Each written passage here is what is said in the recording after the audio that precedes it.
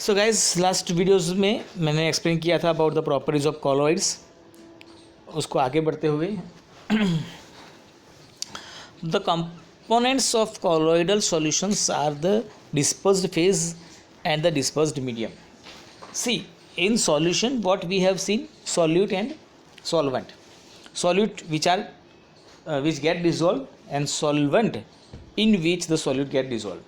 The same thing applicable here. यहाँ पर भी वही चीज़ है, सॉल्यूट को हमने अलग नाम दिया गया है और वो है डिस्पर्स्ड फेज, जबकि सॉल्वेंट को यहाँ पे कहा जाता है डिस्पर्सिंग मीडियम। ठीक है, दो वर्ड याद रखना आप, dispersed phase for solute, dispersing medium for solvent. तो जो सस्पेंडेड पार्टिकल्स रहेंगे उसको हम कहेंगे डिस्पर्स्ड फेज, और वो जिसके अंदर रहेंगे उसको हम कहेंगे dispersing media.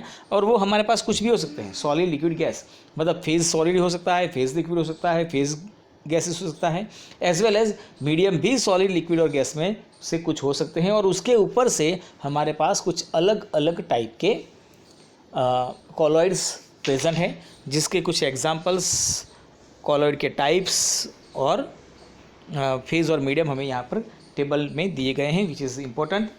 Short question can be asked from this point. So here dispersed phase, if the phase is liquid and the medium is gas, मतलब कि जो डिजोल्व हो रहा है वो लिक्विड है और जिसमें हो रहा है वो गैस है, then this type of colloids are known as aerosol. For example fog, cloud, smoke, mist.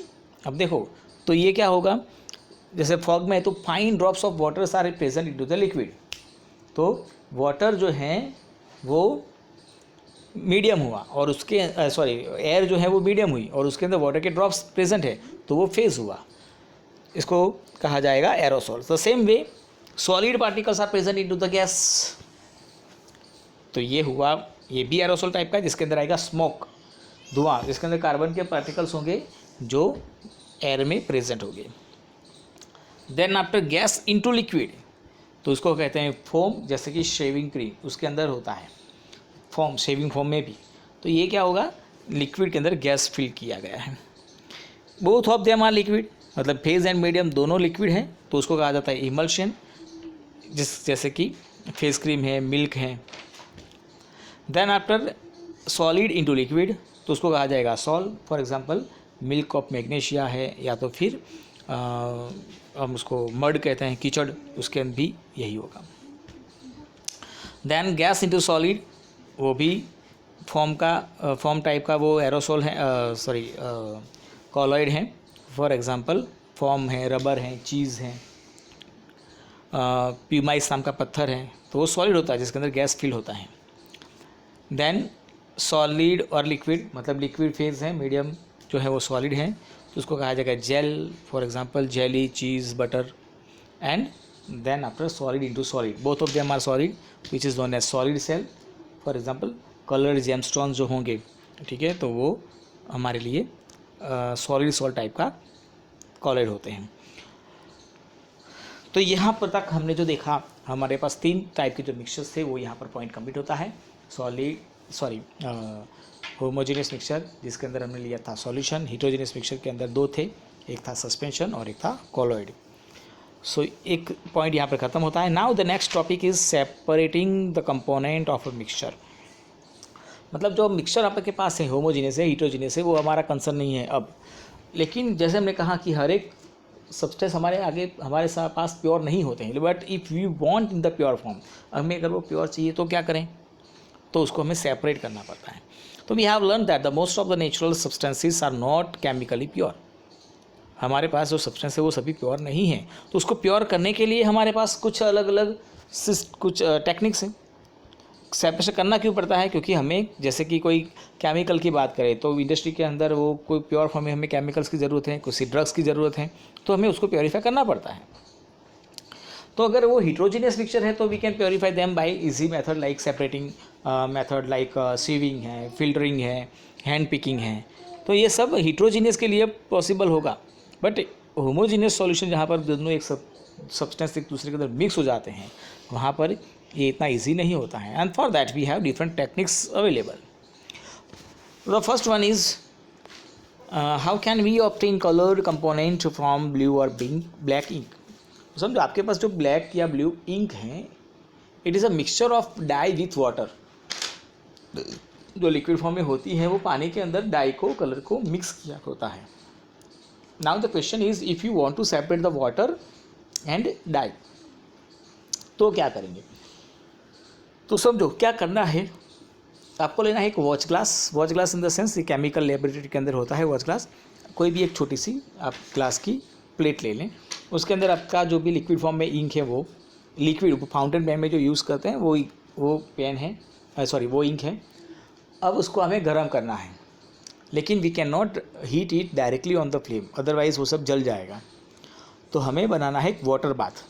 Water bath मतलब क्या होता है कि एक आपने एक और बर्तन लेना है, जैसे बीकर ले लिया, उस बीकर के अंदर में भरना है पानी, और फिर हमें उस पानी को गर्म करना है, और उसके ऊपर हमें रखना है ये watch glass.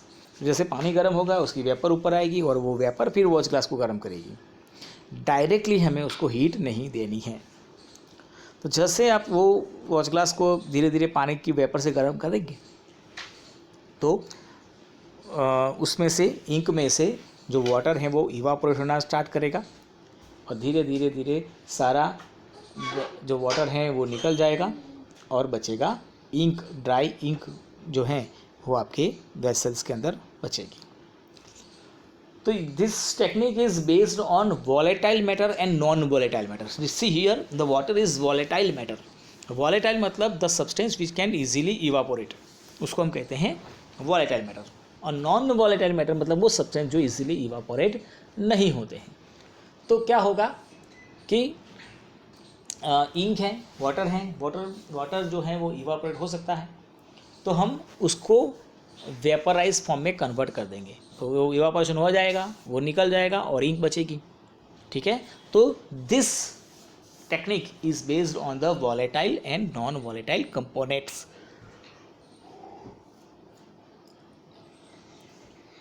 Now how can we separate the cream from milk.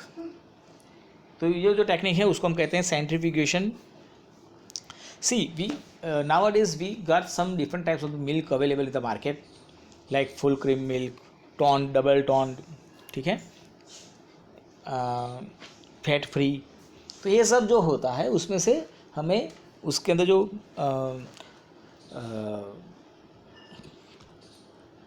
Butter होता है या मलाई होती है, फैट्स होते हैं, उनको अलग करना पड़ता है।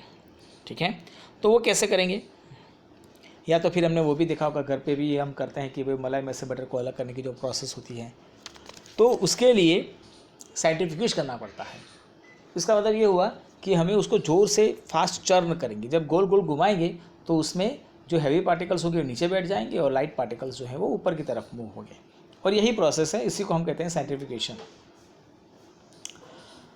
आपने भी देखा होगा, जैसे आप एक बड़े से बर्तन में पानी लेकर उसको ज़ोर से गोल गोल घुमाएं तो आप देखेंगे सेंटर में जो है वो एक डीप रीजन बन जाता है, बिकॉज ऑफ द सेंट्रीफ्यूगेशन, और वहाँ पे एक फोर्स अप्लाई होता है, उसको कहा जाता है सेंट्रीपेटल फोर्स, उसकी वजह से ये होता है।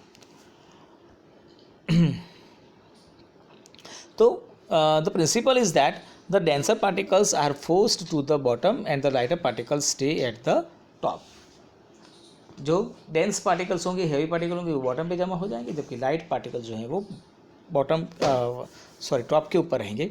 और इसी तरह से हम जो भी फैट हैं उसको अलग कर सकते हैं मिल्क में से, या बटर बना सकते हैं हम। एप्लीकेशन मतलब यूजेस, हम कहाँ कहाँ उसको यूज़ करते हैं। तो it is use in the diagnostic laboratories for the blood and the urine test.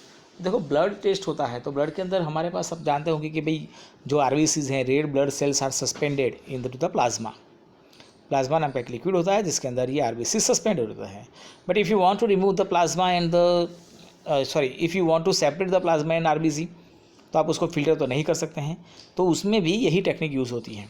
Test tube के अंदर ब्लड को लेकर ज़ोर से उसको घुमाया जाएगा मशीन के अंदर, जब वो गोल गोल घूमेगा तो उसके अंदर जो हैवी पार्टिकल्स हैं जैसे कि RBCs, they will settle down at the bottom and plasma will float on the surface. इस तरह से हम उसको सेपरेट कर सकते हैं।